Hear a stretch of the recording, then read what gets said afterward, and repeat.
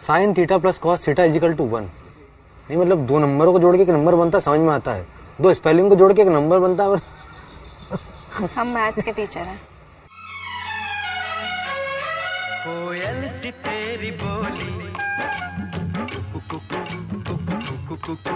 सूरत है कितनी भोली।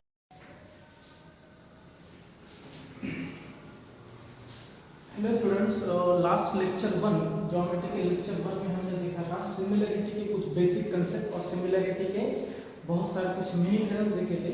ओके, तो आज हम स्टार्ट करने वाले हैं प्रैक्टिस सेट 1.1। इसका फर्स्ट क्वेश्चन मैंने बोर्ड पे पहले से ही लिख दिया है ताकि टाइम सेव रहे। तो देखते हैं फर्स्ट क्वेश्चन क्या दिया है। Base of a triangle is 9, okay, and height is 5। ये हो गई पहले ट्रायंगल की इंफॉर्मेशन। उसके बाद दिया है base of another triangle is 10 and height is 6। मतलब दूसरे ट्रायंगल का बेस 10 है और हाइट क्या है 6 है। और पूछा है find the ratio of areas of these triangles. अभी ये एग्जांपल आपको एग्जाम में आएगा 1 मार्क के लिए, रेयरली 2 मार्क के लिए। ओके, तो अभी हम इसको सॉल्व करने वाले हैं। तो अगर एग्जांपल आपको एग्जाम में 1 मार्क या 2 मार्क के लिए आता है तो आपको ज्यादा डिटेल में लिखना नहीं है, आपको शॉर्ट में करना है। हम क्या लिखेंगे फिर Here B1 मतलब पहले ट्रायंगल का बेस कितना है 9। उसके बाद B2 मतलब सॉरी H2 H1 दूसरे ट्रायंगल में है क्या है 5। उसके बाद आपको गिवन है B2 मतलब दूसरे ट्रायंगल की बेस कितने हैं। दूसरे ट्रायंगल की बेस है 10 H2 दूसरे ट्रायंगल की हाइट कितनी है 6। तो आपके पास ये इंफॉर्मेशन आ गई है। ओके, फिर आपको क्या करना है, इसको आगे सॉल्व करने के लिए आपको लिखना है वी नो, मतलब हमें पता है कि आपको क्या लिखना है। वी क्या लिखेंगे, area of triangle 1 divided by area of triangle 2 equal to, जो हमने शुरुआत में फॉर्मूला देखा था क्या था, V1 into H1 divided by B2 into BH2। Okay, हमें फॉर्मूला पता है। अभी आपको क्या करना है, फिर इसको वैल्यू रखनी है और ये रेशियो आपको कैलकुलेट करना है। तो कैसे करेंगे, area of triangle 1 divided by area of triangle 2 equals to क्या होगा, B1 into H1 क्या होगा 9 into 5। आपको लिखना है 9 into 5 divided by V2 into H2 क्या है 10 into 6। करेक्ट है। फिर आपको क्या करना है, 9 5 45 और 10 6 60। ओके, अभी आपका रेशियो जो आया है उसको आप और सिंपलीफाई जितना कर पाओगे उतना आपको सिंपलीफाई करना है। उसके बाद क्या रहेगा, फिर 5 9 45 5 1 5 5 2 12। उसके बाद वापस अभी सिंपलीफाई करो इसको, क्या है ये फिर 3 3 का 9 3 4 का 12। तो 3/4 ये इस क्वेश्चन का होगा आंसर। मतलब आपको सिंपलेस्ट फॉर्म में ट्रायंगल के रेशियो को सॉल्व करना। अंडरस्टूड।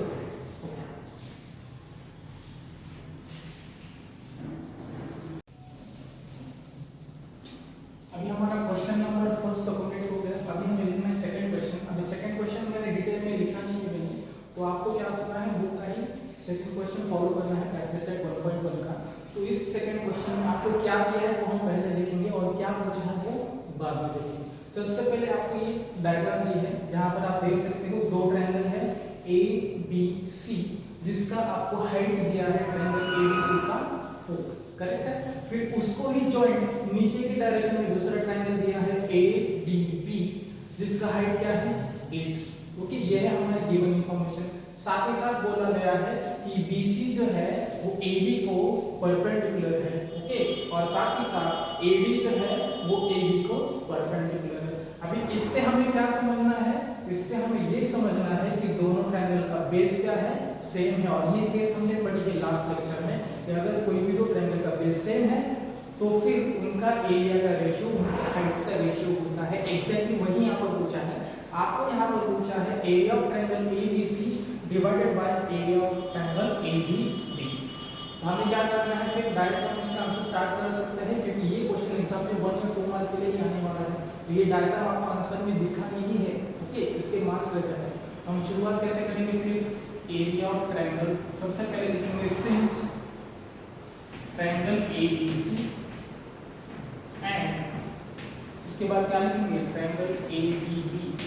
दोनों ट्रायंगल की स्पेशलिटी क्या लिखेंगे आप, ये दोनों ट्रायंगल जो है इनका बेस सेम है। देखो फिर have same base, have same base, दोनों का बेस क्या है सेम बेस है। कौन सा बेस है दोनों का एबी। जैसे मैंने कहा था हमेशा ट्रायंगल का बेस ज्यादा हम क्या लेते हैं हॉरिजॉन्टल लेते हैं, ये दोनों का बेस क्या है एबी है। तो थ्योरम के हिसाब से हम क्या लिख सकते हैं area of triangle ABC divided by area of triangle दूसरा कौन सा है एबीबी ओके इक्वल टू क्या होगा, ये दोनों ट्रायंगल का बेस से मतलब दोनों ट्रायंगल के एरिया का रेशियो होगा उनके हाइट्स का रेशियो। तो ट्रायंगल एबीसी की हाइट क्या है बीसी। सिमिलरली नीचे ट्रायंगल एडीबी की हाइट क्या है एबी, फिर आपको नीचे लिखना है बीसी अपॉन ईबी। अभी बस आपको वैल्यू ही पुट करना है, तो ज्यादा मेहनत करने की जरूरत है नहीं। बीसी की लेंथ क्या है 4 करेक्ट है, एडी की लेंथ क्या है 3 ठीक है। 4 अपन एक और सिंपलीफाइड फॉर्म में तो आंसर क्या बन जाएगा 1/2। अब यही आपका फाइनल आंसर है। लेकिन एग्जाम में भले ही ये क्वेश्चन 1 मार्क के या फिर 2 मार्क के क्या है, आपको ये सेम प्रोसेस फॉलो करना है और आंसर में डायग्राम आपको रखनी है।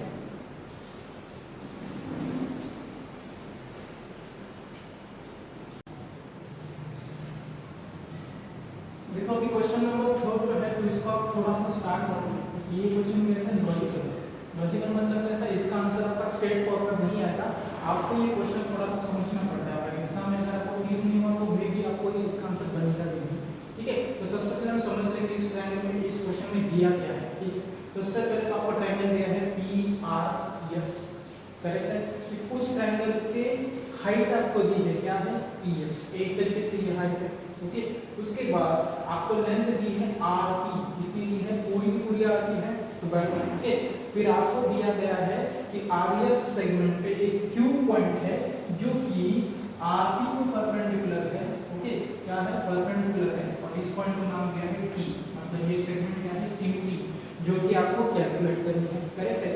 उसके बाद आपको आर बी पोर्शन जो दिया है उसका बेस आपको दिया है 6 ओके। अभी आपको क्वेश्चन क्या पूछा है, ये सारी इंफॉर्मेशन एक ट्रायंगल है, यहाँ पे 90 डिग्री है, ये परपेंडिकुलर लगा है ठीक है, ऐसी इंफॉर्मेशन आपको दी है। आपको पूछा है क्यूटी कितना है, तो क्यूटी अगर आपको फाइंड आउट करना है तो आपको हिंट याद रखनी है कि ट्रायंगल पी आर क्यू में आपको एरिया ऑफ ट्रायंगल का फॉर्मूला अप्लाई करना पड़ेगा, वो भी 2 बार। कैसे अप्लाई करना है 2 बार, यही इसी क्वेश्चन की हिंट है। अगर आप दूसरे तरीके से सॉल्व करोगे तो आपको बहुत ज्यादा टाइम लगेगा ओके। तो आपको क्या करना है ट्रायंगल पी आर क्यू के ऊपर फोकस करना है और उसका एरिया निकालना है 2 टाइम्स। 2 टाइम्स कैसे निकालते हैं, क्योंकि हमने पिछले लेक्चर में बताया था कि ट्रायंगल के बेस और हाइट अलग अलग हो सकते हैं ठीक है। तो सबसे पहले क्या करेंगे फिर वी हैव लिखो वी नो ठीक केयरफुली ध्यान देना एरिया ऑफ ट्रायंगल कौन सा है पी आर क्यू, ये ध्यान देना area of triangle P R Q equals to क्या होता है 1/2 इनटू, अभी ध्यान देना ट्रायंगल पी आर क्यू का मैं बेस लेने वाला हूं इस बार आर क्यू ठीक है, लिख लेना आर क्यू। तो अगर आर क्यू इसका ट्रायंगल पी आर क्यू का बेस है, थोड़ा सा इसको समझ लेना, ये ट्रायंगल है पी आर क्यू, इसको डार्क करो तो इसका बेस है आर क्यू, तो इसकी हाइट क्या होगी, जैसे मैंने कहा था रियल केस में कभी कभी बेस के सामने का वर्टेक्स थोड़ा सा दूर चला जाता है, सामने चला जाता है, उस केस में उसकी हाइट कैसे निकालते हैं, बेस को आगे बढ़ा देते हैं। देखो यहाँ पर बेस को आगे बढ़ा दिया है और जो वर्टेक्स है उस कोऑर्डिनेट ट्रायंगल का वहां से इसको परपेंडिकुलर लगा देते हैं, मतलब हमारी हाइट फिर क्या होगी पीएस, इसीलिए मैं यहाँ पर लिखूंगा पीएस ठीक है। इस केस में स्टडी की है आर क्यू पीएस ओके। तो यहाँ पर हम क्या करेंगे इसके वैल्यू रख देंगे इक्वल्स टू होगा 1/2 इनटू आर क्यू की वैल्यू देखो कितनी है 6 इनटू पीएस की वैल्यू क्या है 6 करेक्ट है। तो इसका आंसर क्या आने वाला है फिर 36/2 करेक्ट है। और इसको हम आगे कंटिन्यू करें 36 का हाफ क्या है 18 करेक्ट है। इसको बनाएंगे इक्वेशन नंबर 1, मतलब हमें क्या मिला एरिया ऑफ ट्रायंगल PRQ मिला जब बेस हमने RQ कंसीडर किया और हाइट हमने PS कंसीडर किया। कंसीडर क्या मतलब वो एक्चुअल में सर्च है। ओके, अब हम सेकंड स्टेप क्या करने वाले, जैसे मैंने पहले कहा था, इसी ट्रायंगल के लिए बेस अभी दूसरा ले लेंगे। RQ बेस तो हो गया, ठीक है। आप डायग्राम में देखो फिर दूसरा बेस क्या ले सकते हैं, लेकिन बेस लेके वक्त याद रखना है कि उसकी हाइट भी आपके पास अवेलेबल होनी चाहिए। अभी आप ऑब्जर्व करो, ट्रायंगल PRQ का बेस अगर आप RP कंसीडर करो जिसकी वैल्यू आपके पास 12 गिवन है, तो हाइट क्या होगी, डायग्राम में देखो उसको परपेंडिकुलर कौन है, QT है, जो कि आपको निकालना है। मतलब हम क्या कर सकते हैं, इस तरीके से QT की लेंथ निकाल सकते हैं। तो वापस लिखो अगेन, वापस से area of triangle RPQ equals to 1/2 into, इस बार बेस क्या कंसीडर किया देख लो, RP बेस है। अगर आपको ये कंफ्यूज हो रहा है तो आप क्या करो, पूरी डायग्राम को ऐसे रोटेट करो तो समझ में आ जाएगा कि RP को भी बेस कंसीडर किया जा सकता है। इक्वल्स टू इनटू RP और उसकी हाइट क्या होगी फिर QT, ठीक है। एक ही ट्रायंगल है, उसके लिए हमने बेस चेंज करके दो फॉर्मूले लगा दिए, मतलब वही एक्सप्रेशन है 1/2 इनटू बेस इनटू हाइट, इधर भी वही 1/2 into base into height. PR की वैल्यू क्या है 12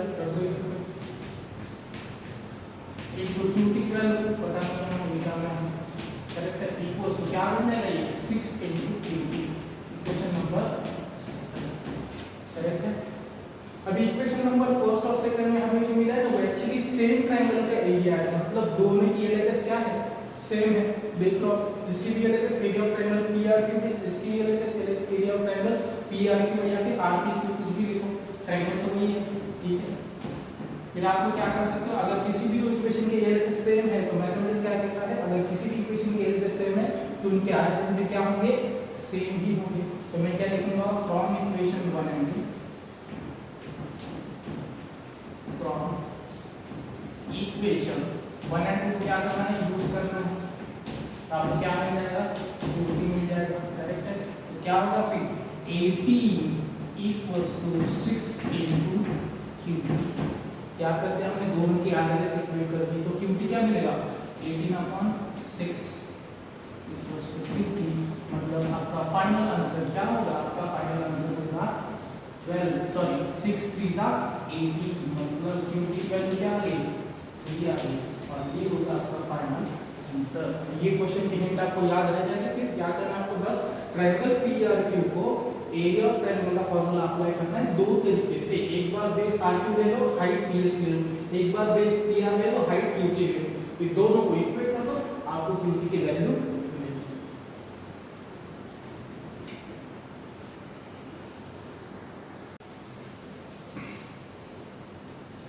अभी हमें देखना है क्वेश्चन नंबर 4।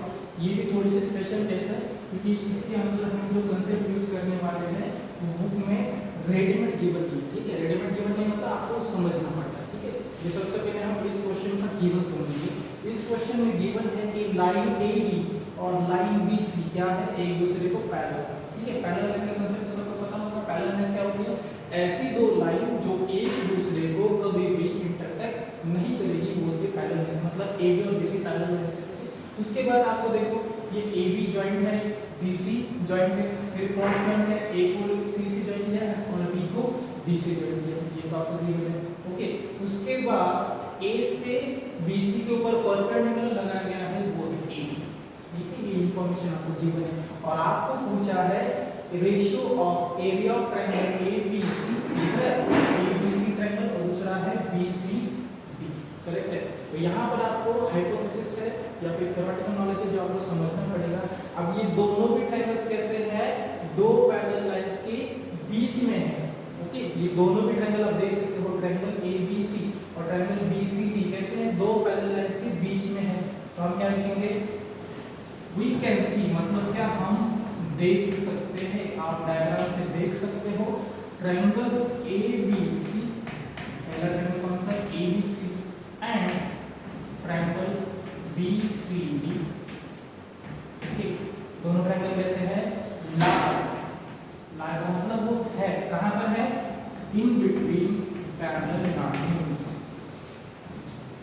मतलब कहां पर है, पैरेलल लाइंस के बीच में है। कौन सी पैरेलल लाइंस है, AB और BC, करेक्ट है। तो इसके बाद आपको ये बात याद रखनी है कि अगर कोई भी दो ट्रायंगल पैरेलल लाइंस के बीच में होते हैं तो उनकी हाइट हमेशा सेम होती है। याद रखना है, अगर कोई भी दो triangle, suppose triangle ABC, triangle BCD दो पैरेलल लाइंस के बीच में है और उनके वर्टेक्स भी पैरेलल लाइंस के ऊपर है, तो वो दो ट्रायंगल की हाइट क्या होती है? सेम। तो हम क्या लिखेंगे? Then their heights are same, मतलब वो दोनों ट्रायंगल के हाइट्स क्या हो जाएंगे? सेम। मतलब हमें हाइट देने की जरूरत नहीं है, ठीक है, हाइट कैंसिल होने वाला है, ठीक है। हाइट का तो काम हो गया। अभी देखेंगे बेस के बारे में। बेस के बारे में देखो, ट्रायंगल ABC का बेस क्या है? BC है। ट्रायंगल BCD का बेस क्या है? BC है। मतलब दोनों ट्रायंगल का बेस भी क्या है? सेम है। तो आपको ये लिखना पड़ेगा। हम लिखेंगे आल्सो, क्या लिखेंगे? Triangle ABC and triangle BCD, okay, दोनों ट्रायंगल है ABC और BCD हैव सेम बेस। दोनों का बेस क्या है? सेम है, सेम बेस।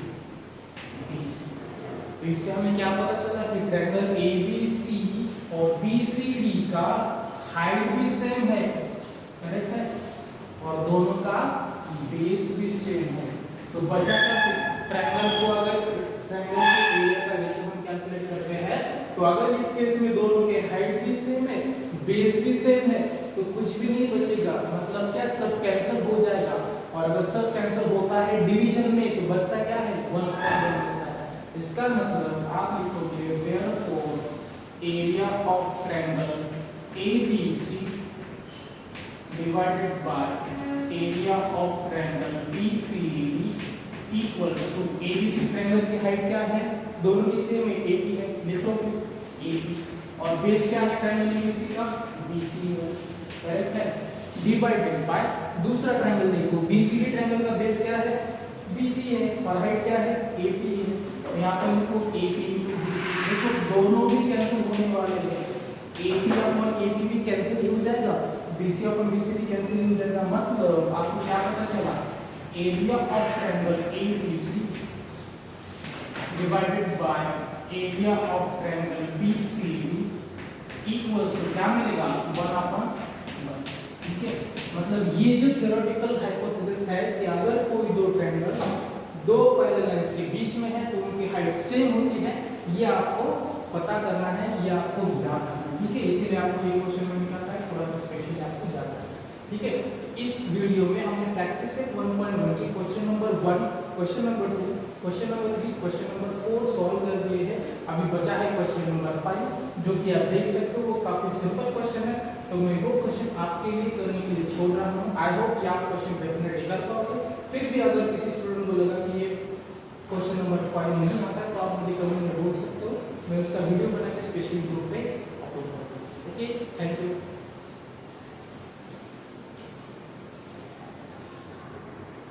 मैं क्यों हंसूं? मैं तो रोती हूँ। मैं क्यों जगूं? मैं तो सोया हूँ। मैं क्यों मरूं? मैं तो जीरा हूँ। मैं क्यों खर्चा करूं?